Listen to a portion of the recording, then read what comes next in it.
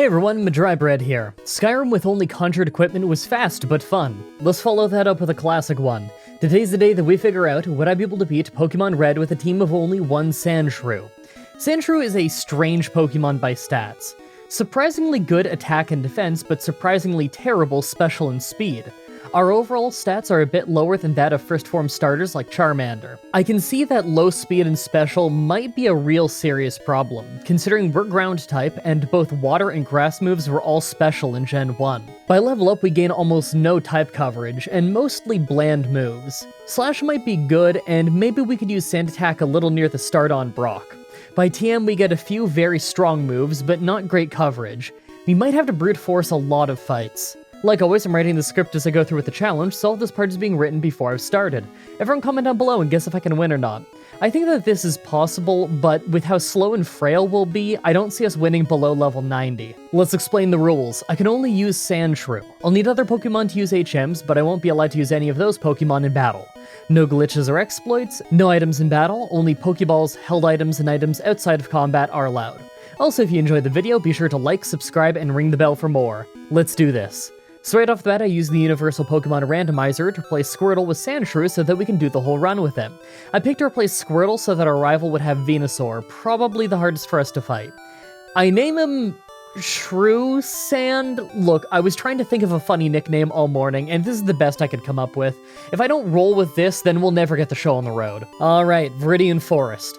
Like usual, we have to grind to get ready for Brock's Rock Gym. This might not be too horrible though.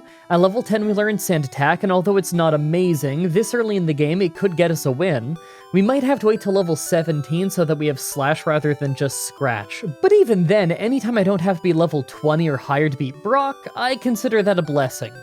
At level 14, I started taking shots at the Rock Gym, and I was pretty sure we'd just faint to tackles or something, but surprisingly enough, we actually almost won, but ended up going down because we completely ran out of power points and had to use Struggle until we fainted. I think that might be a first.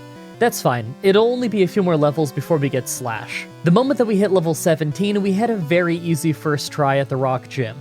Critical hits are already super common as it is in Gen 1, so mix that with Slash, and even with our low speed, we crit a lot. Naturally, now that we have Slash, we made super short work of the trainers past the gym. As much as I think this run might be hard, I think travel is going to be easy. Generally, as long as you have a strong move or two in early game, then regular trainers aren't going to give you too many issues in single Pokemon runs. Still, we need the levels. The water gym is next. On my way through Mount Moon, I took the Helix fossil. I knew that if I didn't say what I took, you'd all ask. Actually, now that I think about it, everyone ask anyway. Comments are good for the YouTube algorithm. Now, I was kind of worried that the rival fight in Cerulean City might be hard because of Sand Attack. Their Sand Attack, that is. But on our very first try, they never used it, so we just carved our way through them with no problem. Alright, let's go get that TM for Dig and try the water gym. Thankfully, it only took one try for us to beat the water gym thanks to them not using Bubble Beam. In Gen 1, Dig was as strong as Earthquake, so this is actually a pretty great move to get this early. Alright, we have a few easy fights, so let's just breeze past these. Our rival on the SSN was much too weak to cause any real issue, just like usual, and the Electric Gym was obviously easy considering they can't hit us with any of their dangerous moves. The next big challenge though is the Grass Gym, and I'm not exactly feeling confident. So I decided to just go do the Pokemon Tower rival fight first instead. We almost fainted when we got nailed by Hydro Pump and went from full health down to a sliver, but hey, we still won on the first try. Next up is the Rocket Hideout. I figure that by the time we've cleared out this place, we should be a high enough level to deal with the Grass Gym. We can't really learn any great moves to deal with the Grass Gym since we have such little type coverage, but Dig is still 100 power, so we only need enough of a level up to outspeed Victory Bell to at least give us a chance at victory. Oh, and Giovanni was super easy. We have Dig and he has Rock types, no problem at all. Finally, when we get to the Grass Gym, we managed to one-shot Victory Bell, Tangela didn't do anything because of its terrible speed, and we could have lost to Vileplume if it didn't miss its powder right away. I bet we would have gone down in one Petal Dance if she had gone for it. After that, I quickly go through Pokemon Tower to get the Poke-Flute, ride down to Saffron City, and breezed on through the Safari Zone for the required HMs. There's something really satisfying about the pacing in these challenges in Kanto runs. I love knowing that I can pick between doing the Poison Gym to unlock Surf so that I can go to the Fire Gym, or I can just go do Silph Co now. I decided to go do the Poison Gym first because it's customary to see how low of a level we can beat Blaine at. The Poison Gym itself ended up being easy thanks to Dig, and of course Koga's wheezing blowing up while we were underground. Gotta love how often he falls for that. Alright, here's our stats when we get to Blaine. We all know he's the real final boss of the game. Do you think we can do it? So in the battle, Blaine used a super potion on a full health Pokemon 3 times in a row, then missed takedown with Arcanine and got one-shot. Is Gen 1 Blaine the worst gym leader in Pokemon history? Let me know in the comments. Alright, with that done, we have to go do Silphco. I'm skeptical about our ability to fight our rival right now since he's gonna have decent water and grass types, but I'm gonna rush right for him and see how well we match up. The run has been pretty fast so far. Weirdly enough though, we ended up having a pretty easy time.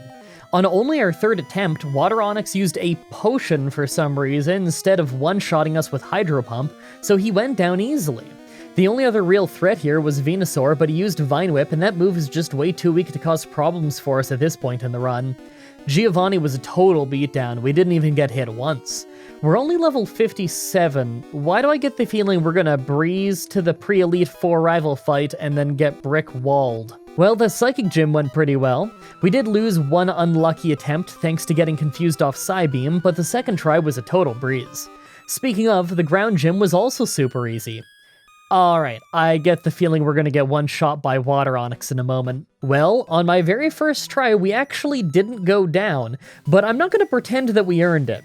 Look at this luck. No, not just Water Onix missing Hydro Pump, but Alakazam missed Psychic.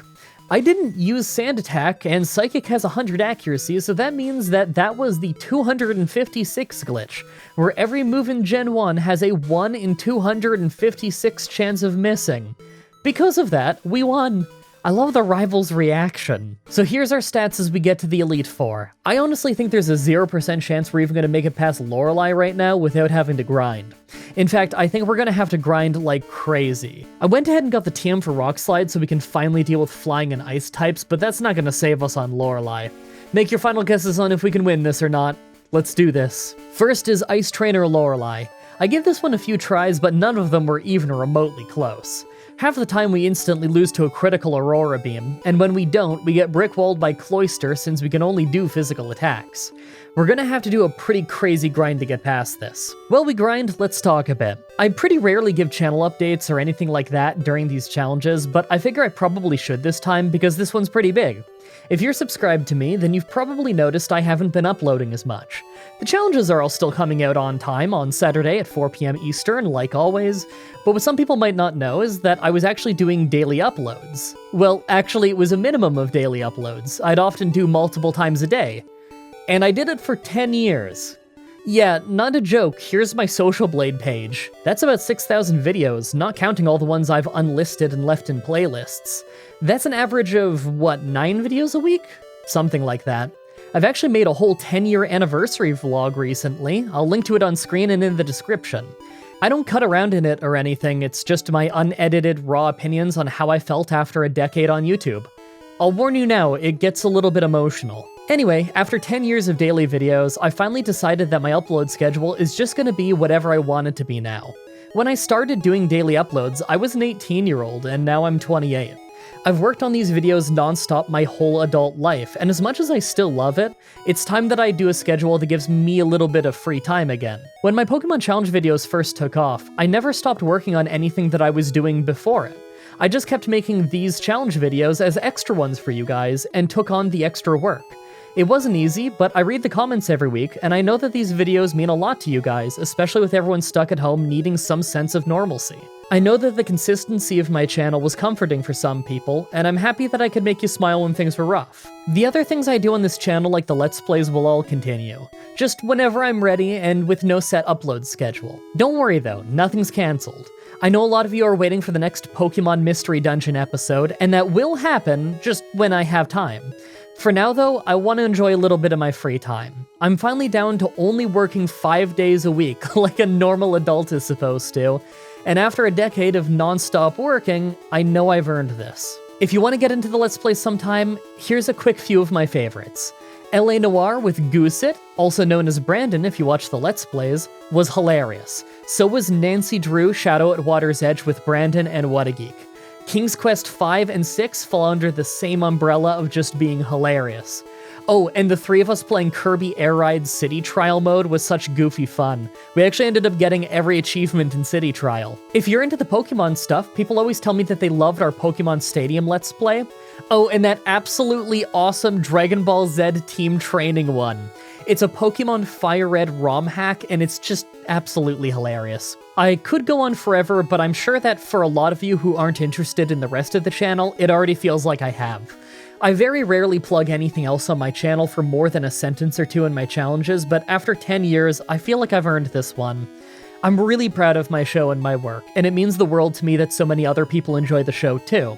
This is what I've spent my entire adult life making, so I'm really happy that it brings joy to so many people. Thank you everybody so much for your continued support. Now let's get back to that run. At level 70, we gave it about a dozen tries with very little luck. We did totally luck out on this one to even make it past Cloyster and Slowbro, but all it took was one miss on Jinx for us to get taken out. Gotta keep grinding. No way we failed this at level 80 though.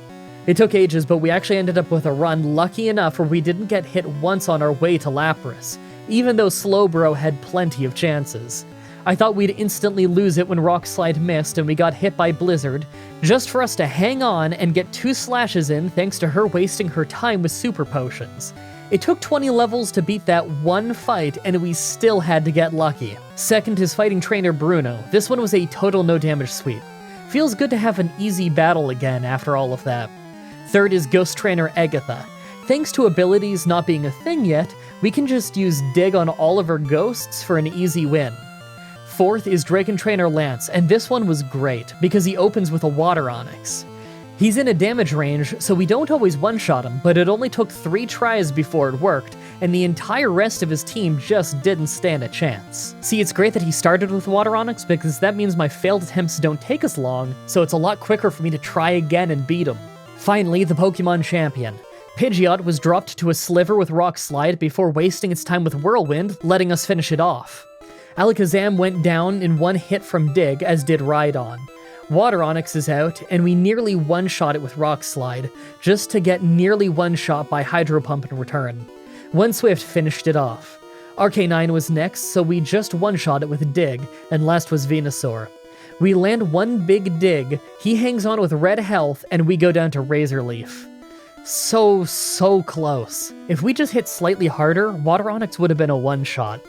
2 levels later and we're back again.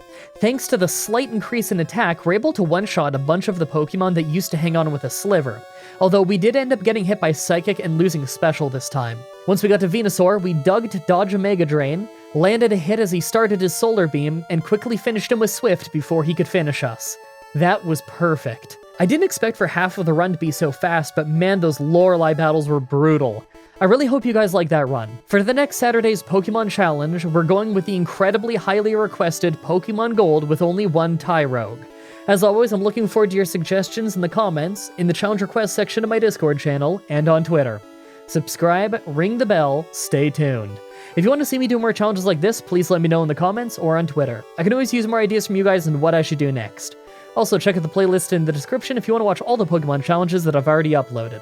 If you guys want to see more Pokemon stuff from me, my friend What a Geek and I have done randomizer playthroughs of Heart Gold and Soul Silver, Black and White, Red and Blue, and now we're doing Omega Ruby and Alpha Sapphire over on his channel, linked in the description. You can also watch myself, What a Geek, and Goosit playing Pokemon here on my channel. We've already done Pokemon Stadium, Pokemon X, and now we're doing my first time playing Pokemon Mystery Dungeon Blue Rescue Team. Also come to my Twitch TV streams and tell me that this video sent you. It's always cool to hear how you found the channel. Thank you everybody so much for watching, and until next time, have a nice day.